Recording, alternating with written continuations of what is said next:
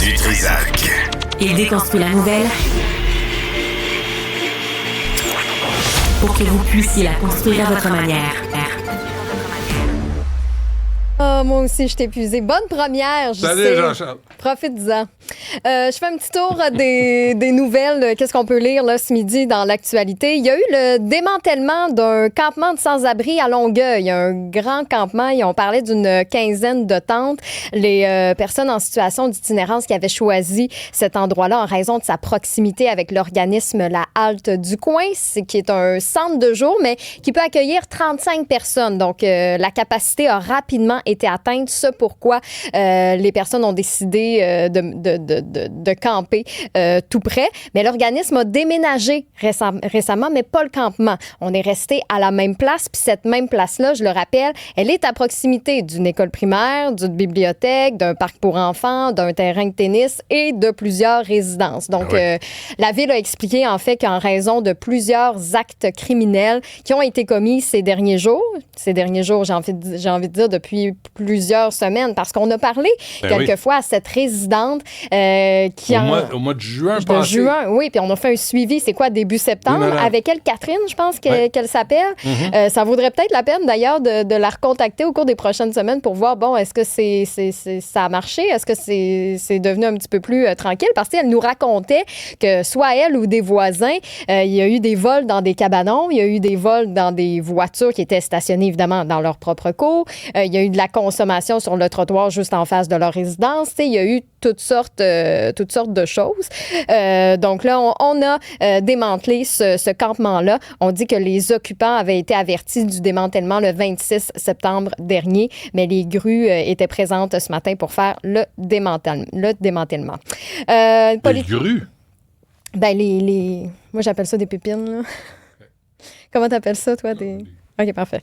L'homme accusé d'avoir tenté de tirer sur Donald Trump en Floride a plaidé non coupable de tous les chefs d'accusation, nouvelle de dernière heure, dont celui de tentative d'assassinat d'un candidat à l'élection présidentielle. Le juge lui a demandé s'il avait connaissance des charges retenues contre lui, ce à quoi il a répondu seulement oui, votre honneur. Je rappelle qu'il a été arrêté le 15 septembre dernier. On l'avait repéré. Il avait passé près de 12 heures aux environs du club de golf et selon l'accusation qu'il a rendue publique, il y a une lettre manuscrite là aussi qui datait de plusieurs mois dans laquelle il exprimait son intention d'assassiner Donald Trump. Donc, évidemment, on va suivre le procès. Et un petit peu plus tôt, je voulais terminer avec un témoignage parce que on a fait un suivi sur la circulation dans Huntsic, entre autres sur Henri Bourassa, alors qu'Alexandre Moranville-Ouellette est allé parler à plusieurs commerçants. On a eu des commerçants aussi en ondes qui ont témoigné, qui perdent des clients, qu'avec les travaux, qu'avec les pistes cyclables, il n'y a plus de stationnement. Donc, on a eu plusieurs témoignages, mais on a reçu le commentaire d'un auditeur que je voulais partager, justement. Il dit « Je suis chauffeur à la STM et résident d'Huntsic. Okay. Je suis aussi cycliste quelques jours durant l'été et je peux vous dire que la piste cyclable sur Henri Bourassa est non nécessaire. Il dit la majorité de la population dans ce coin-là est immigrante. Il dit je les embarque dans l'autobus là. Puis tu sais il dit souvent avec plein de poussettes à 6 heures du matin. Oui. Il dit mes usagers travaillent dans des manufactures. Ils n'ont pas le temps pour pédaler en allant au travail. Leur job est physique et des fois je dois réveiller certains clients car ils se sont endormis dans le bus puis ils ont dépassé leurs arrêts. Il dit la réalité du plateau où tout est proche et peut se faire à pied ou en vélo ne peut pas être appliquée nécessairement partout ailleurs. Le vélo, c'est bien, mais commencer à rétrécir les artères pour causer la congestion afin de nuire aux automobilistes. Comme chauffeur de bus, ça m'affecte aussi car je suis pris dans la congestion et mon temps de parcours se rallonge. Donc, le transport en commun devient inefficace et les clients vont délaisser le bus pour l'auto. C'est incroyable. Donc, tu sais, c'est incroyable. C'est pertinent, là. C'est quelqu'un qui le vit, là, qui travaille dans le milieu. Là. Et les usagers, les gens qui prennent le transport en commun, eux autres n'en bénéficient pas. Là. Mais non. Puis là, tu as une piste sur Gouin, sur Prière, puis sur Soriol. Ouais. Ça en prenait une sur Henri Bourassa. Absolument. C'est une maladie mentale. Je te dis, ils ont besoin de se faire soigner et prendre leur pilule aux 4 heures. C'est insensé. Marianne Bessette, avec qui on travaille, vient de m'écrire. Elle m'envoie une photo. Elle dit, je suis resté pogné sur Rachel pendant 20 minutes. 20 minutes. 20 minutes sur Rachel. Il est 1h l'après-midi. Théoriquement, on n'est pas dans les heures de pointe. Calvaire, Imagine. C'est tout pour faire suer puis faire chier le monde. Mais là, ça va. Moi, tu sais, au début, tu dis, bon, c'est un débat de société, c'est un sujet d'actualité. Mais là, c'est le quotidien des gens qui en souffrent. C'est les revenus des commerçants qui en souffrent. Puis t'as une gang de crinqués de Projet Montréal, Valérie Plante à sa tête, puis l'autre gourou qui sévit à 98.5, font nuire aux ministres. Ben c'est ça la politique officielle des transports, Chris, à Montréal. Une bande d'imbéciles.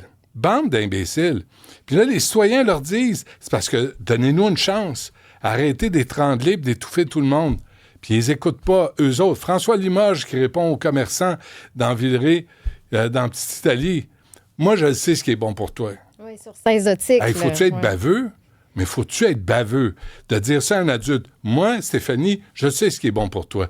Donne ton chum, là, puis déménage dans une chambre, tu sais, c'est fou, là. Montréal s'est rendu fou. Puis Christine Fréchette, qui est censée s'occuper de la ville, bien, elle est occupée à l'Énergie puis à Hydro-Québec. Fait qu'il n'y a personne qui s'occupe de Montréal à Québec.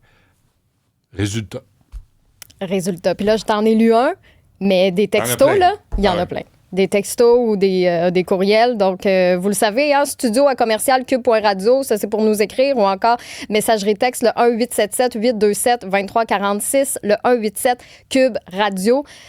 Tu sais, c'est comme ça qu'on a le pouls de la population. Moi, je suis rendu à dire, ne respectez plus les indications. Tournez à gauche. Non, mais tournez à gauche et contestez. Ça va coûter cher, si contestez vos billets. Oui. Contestez. Puis les policiers, ils n'ont rien d'autre à faire que de changer des feux de circulation. Ils n'ont rien d'autre à faire. Ils n'ont pas à se promener dans les cours d'école pour vérifier ce qui se passe, dans les ruelles pour voir ce qui se passe, pour voir ce qui arrive dans les parcs le soir. Non, les policiers de Montréal sont là à changer des feux de circulation à 125 000 par année. Puis à être deux, puis à se cacher, puis à dire « Ah, il a tourné sur la gauche. Ah, il a essayé de prendre un raccourci, ou il est à bout, puis là, il a perdu patience, puis il a... » Non, écoute... Mais c'est pour ça qu'on essaie de se trouver des raccourcis, parce qu'on n'est pas capable c'est ça. Alors, il va arriver des accidents.